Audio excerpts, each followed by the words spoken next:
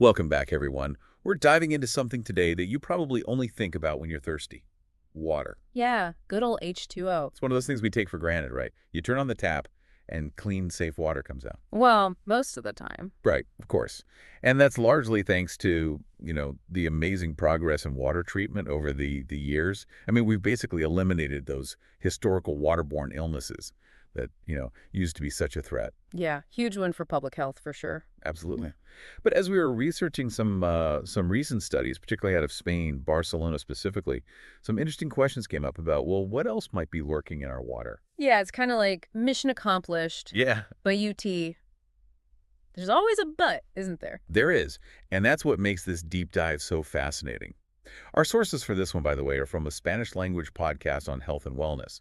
And they really get into some details about water quality. And they even mention a recent UN report that found elevated E. coli levels in a number of municipalities. E. coli. Ugh, that's not something you want to mess with. Not at all. Especially for, those with weaker immune systems like the elderly or infants. It can be really serious. Exactly. And it kind of highlights the fact that even in, developed countries with what we think are really sophisticated water treatment systems, stuff can still slip through. So it's not a perfect system. Not even close. And even with all the testing they do, there are still contaminants that can get through. And we're not just talking about one type either. Oh, yeah. I remember from, high school science class, there are, four main categories? Yeah, you got it. Microorganisms, metals, radioactive substances, and then the big one, chemicals. Okay, so let's break those down. You mentioned microorganisms, Mhm. and obviously the E. coli thing caught my attention. I mean, I thought those types of contaminants were a thing of the past. So what are the implications of this finding, really? Well, it means we can't be complacent, right? Even in places like, I don't know, the US or Europe, we tend to think our water's just fine. But this is a reminder that there are still risks, especially like we said, for people who are more vulnerable. So it's not a reason to panic, but definitely something to be aware of. Right, exactly. Be aware, take precautions if you need to, like boiling water if you're concerned. Boiling, right, gets rid of most of those nasty bugs. Yep. Or using a filter, which we'll talk about more later on. Filters. Okay, good. We'll get to those. So moving on to metals. I know that's another big one. It is. And when we say metals, we're mainly talking about things like lead and iron. They often leach into the water from old pipes. Oh, yeah, that makes sense, like in older homes and buildings. Exactly. Yeah. But even newer installations can have issues too. And here's the thing, it can be super localized. Like your neighbor's pipes might be totally different from yours. So even if, the municipal water supply is considered safe, what's coming out of your tap could be a different story. Exactly. Which is why getting your water tested, especially if you live in an older place, can be really important. Okay, that's good advice. So metals, check. What about radioactive substances? That one sounds kind of scary. Yeah, well, it can be, depending on, where you live and what specific substances we're talking about. I don't think we need to go too deep on this one today, but it's worth being aware that certain areas might have elevated levels of, naturally occurring radioactive stuff in their water. So something to be aware of, location dependent. All right, so that leaves us with the big one, the one that always seems to be making headlines, chemicals. Yep, that's the ever-expanding category. As industries develop new stuff, it seems like there's always something new to worry about. Pesticides, herbicides, pharmaceuticals, you name it. And the byproducts of the disinfection process itself. Oh, right, yeah. That one's a little ironic, isn't it? Yeah. We're trying to make the water safer, but the process itself can create new problems. So byproducts of disinfection. That sounds a little bit confusing. Can you explain that one a little more? Sure, so like chlorine, which is super common for disinfecting water, it can react with organic matter in the water, stuff like decaying leaves, algae, that sort of thing. And when that happens, it can create these compounds called trihalomethanes. Trihalomethanes. Okay, that's a mouthful. And those are, Well, research from this institute in Barcelona, they're called IS Global, has linked them to an increased risk of bladder cancer and some other types of cancer too. And get this, Barcelona has triple the European average for these things in their water supply. triple. That's concerning, though. How do they even get in there? It's basically a byproduct of that chlorination process. Chlorine reacts with the organic stuff, and boom, you got these trihaloenthanes. And they don't just disappear, they can linger in the water and potentially end up in our bodies. So even though chlorine is killing the bad bacteria, it can also create these other potentially harmful byproducts. Yeah, that's the dilemma. And I think it shows why water quality is such a complex issue. It's not just about getting rid of one type of contaminant, it's about understanding the whole picture, the trade-offs, the unintended consequences. So it's like a balancing act. Exactly. Okay, so all of this is a lot to take in. I'm starting to feel like I need a glass of water, but now I'm not sure if I should even turn on the tap. Well, it's not quite time to go off the grid and start collecting rainwater, but it does highlight how important filtration is. Right, because without filtration, we basically become the filter, right? Our bodies are left to deal with all those contaminants. And testing our water, it's expensive and it doesn't even tell the whole story. You're exactly right. Even if you do get your water tested, it's usually only for a limited number of things. And then there's this other scary sounding thing called the cocktail effect. The cocktail effect. Okay, that sounds Mhm. intriguing. Well, the idea is that even if the individual contaminants are at low levels, their combined effect on our bodies could be much greater. It's like you might be fine with a sip of tequila, a bit of rum, a dash of vodka, all separately. But mix them all together and you got yourself a potent cocktail that can really hit you hard. So it's not just about, the presence of one thing. It's about how they might all interact with each other once they're in our body. Right, exactly. And that's really tough to measure or predict. So what do we do? I remember the old advice was always reverse osmosis is the gold standard. But now I'm hearing that it's not so simple. Well, reverse osmosis is very effective at removing a lot of contaminants, but it also strips away minerals that are actually good for us. Hmm. And it turns out those minerals are more important than we thought. Okay, so explain this mineral situation to me. I always thought the purest water was the healthiest, but now I'm hearing that might not be the case. It's a common misconception. We've kind of been trained to think that pure tasting water is the best, but our bodies actually need certain minerals, like calcium and magnesium, for example. They're not just about taste. They play a vital role in our health. So what do these minerals actually do for us? Give us the rundown. Okay, so they're involved in a whole bunch of stuff.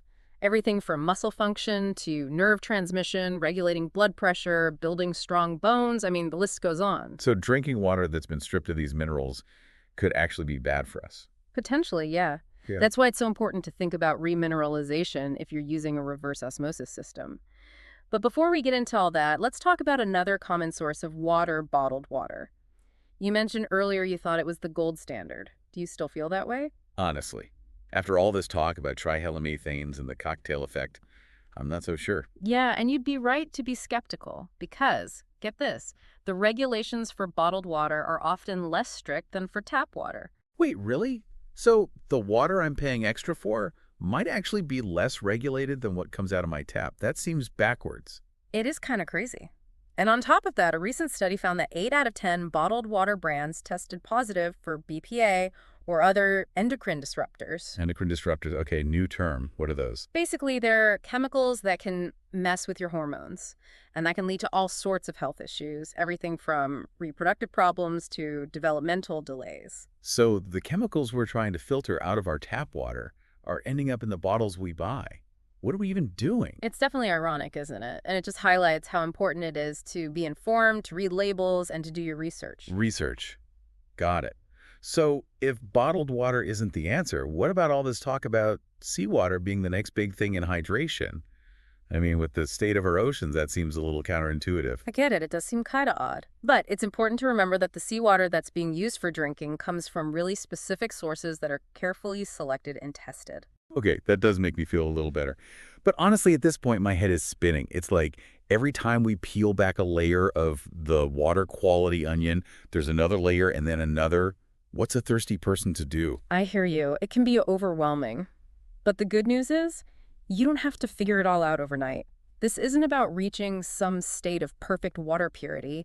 It's about taking small steps, making gradual changes to improve the quality of the water you drink. And there are some simple things you can do right now to get started. Okay, yeah. Deep breaths. I'm really starting to see why they call this a deep dive, but I appreciate you, breaking it all down. It's like I always knew water quality was important, but I had no idea it was this complicated. It really is. And it's one of those things we don't think about a lot until we start, peeling back the layers. But that's what we're here for. We want to give you the info so you can make good choices about, what you're drinking. Well said. And speaking of choices, Hmm. you mentioned earlier that bottled water regulations are often weaker than for tap. That really surprised me. Can you, explain that a bit more? Sure. It's kind of a long story, but the bottled water industry has done a good job of lobbying for less oversight in a lot of countries. So basically, just because it comes in a bottle, with a fancy label and you pay a lot for it, it doesn't automatically mean it's safer than your tap water. So we're not just paying for purity, but maybe for some stuff we don't want in there too. Yeah, that's the irony, right? We're trying to avoid contaminants, but we might end up drinking them anyway. And then there's the whole plastic waste issue, too. Oh, right. That's a whole other problem. So I'm ready to ditch the bottled water. What are my options for, cleaning up my tap water at home? Well, we talked about filtration earlier, and one of the most, I'd say, accessible and effective options is a carbon filter. Oh, yeah, the pitcher filters. My grandma used to have one of those. Yeah, those are still around, and they work pretty well. But there's newer tech, too. You got faucet attachments, under-sink systems, all sorts of things. They all use activated carbon to basically trap contaminants. Okay, so they make the water taste better. But what about the heavier stuff? Like heavy metals and what were they called? The trihalo-somethings? Trihalomethanes. Yeah, those. Can carbon filters deal with those? They can remove some of them, yeah. But if you really want to get serious, you might want to think about a reverse osmosis system. Reverse osmosis. Fancy. How's that work? So it uses this special membrane that basically acts like a superfine sieve. Only water molecules can pass through, everything else gets blocked. Sounds intense. So that gets rid of pretty much everything. Pretty much, yeah. Heavy metals, salts, even some bacteria and viruses. But the downside is it also takes out those good minerals we were talking about. Right. Back to the minerals. So what do you do? Well, a lot of these systems now come with a remineralization stage. Basically, they add the good stuff back in after the water's been purified. Ah, so you get the best of both worlds. Super pure water and the minerals. Mm-hmm. It's pretty cool. But probably expensive, right? It can be an investment, yeah. But when you think about the long-term health benefits, it might be worth it. It really depends on your budget and, how concerned you are. Right, it's not a one-size-fits-all thing. Yeah. What about those people who aren't ready to, invest in a whole system? Any simple tips? Oh, definitely. Boiling your water for a few minutes will kill most of the bad stuff. Especially good if you're traveling or, not sure about the water source. Boiling, so simple. Sometimes the old ways are the best. Totally. It's a good reminder that we don't always need fancy gadgets and expensive treatments. Speaking of which, you mentioned those new forms of chlorine being used. Oh, right, the chloramines. They stick around in the water longer, right? Yeah. But is that a good thing? What are the downsides? Well, because they're more persistent, they can be harder to remove, even with filtration.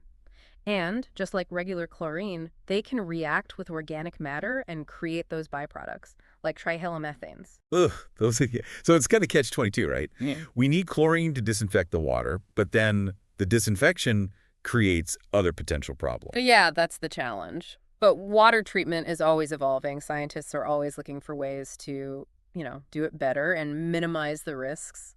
So there's hope for the future. Yeah. But it makes me think, how can we, as individuals, push for safer water for everyone, not just ourselves? That's a great question. And it goes beyond personal choices to collective action. Staying informed about water quality in your community, getting involved in local politics, supporting organizations that are fighting for clean water. Those are all ways to make a difference. I like that. It's not just about me and my glass of water. It's about everyone having access to safe water. Exactly. It's a shared resource, and we all have a responsibility to protect it. And that protection goes beyond just humans, right? Yeah. What about the impact on, the environment as a whole? Oh, absolutely. Water quality directly affects the health of our ecosystems. Rivers, lakes, oceans, wetlands. Pollution, contamination, even changes in temperature can be devastating for plants and animals. So it's all connected, the planet's health and our health. Exactly. And that brings us to another big idea, sustainability. How do we make sure there's enough clean water for future generations without destroying the environment in the process? That's the big question, isn't it? It is, but there are solutions. We need to be smarter about how we manage water, use less of it, and invest in new tech that helps us conserve and protect it. Okay, that does give me some hope. It's easy to get overwhelmed by all of this, but knowing there are things we can do, both individually and, together, That's empowering. It is empowering. And remember, even small changes can add up to something big. Every time you make a conscious choice about your water, you're making a difference. A ripple effect. Exactly. Wow. This has been eye-opening. I feel like I have a whole new understanding of water. I'm glad to hear that. Knowledge is power. Right. The more we know about water, the better choices we can make for ourselves, our communities, and the planet. Wow, that was a lot. We covered so much ground in this deep dive about water. It's crazy how much there is to learn about something we use every day. It's true. We just don't think about it much, do we? But water is, well, it's essential for everything. It is. And it's something that's been on my mind this whole time is, well, we've talked a lot about the things we can do personally, right? Like filtering, choosing the right bottled water, even just boiling.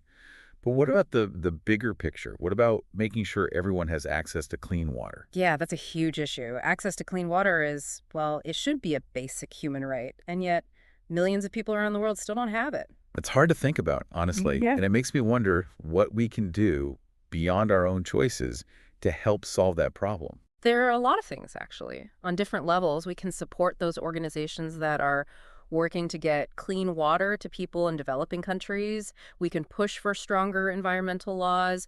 We can hold our governments accountable for, investing in water infrastructure. Yeah, it's about more than just our own little bubble. It's about working together to make sure everyone has access to safe water. That's a future I want to see. Absolutely. It's about recognizing that water is a shared resource. We all have to protect it.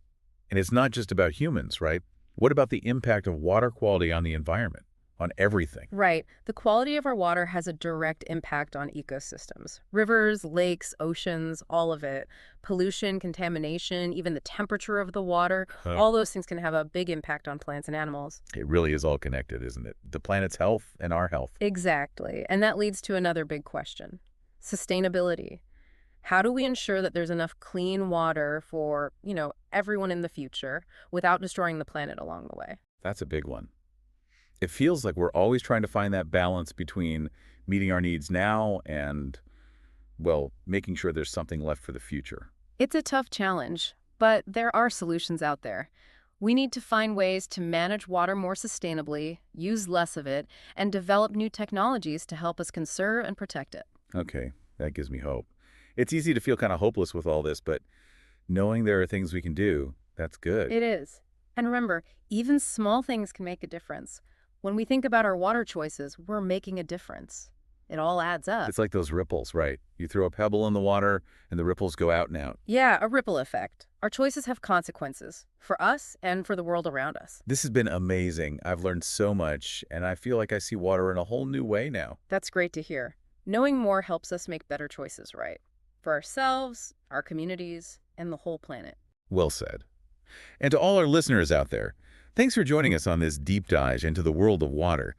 We hope you learned a thing or two, and maybe you're feeling a little more empowered to make some changes. Yeah, every drop counts. Stay curious, stay hydrated, and keep fighting for a healthier, more sustainable future. That's it for today. See you next time.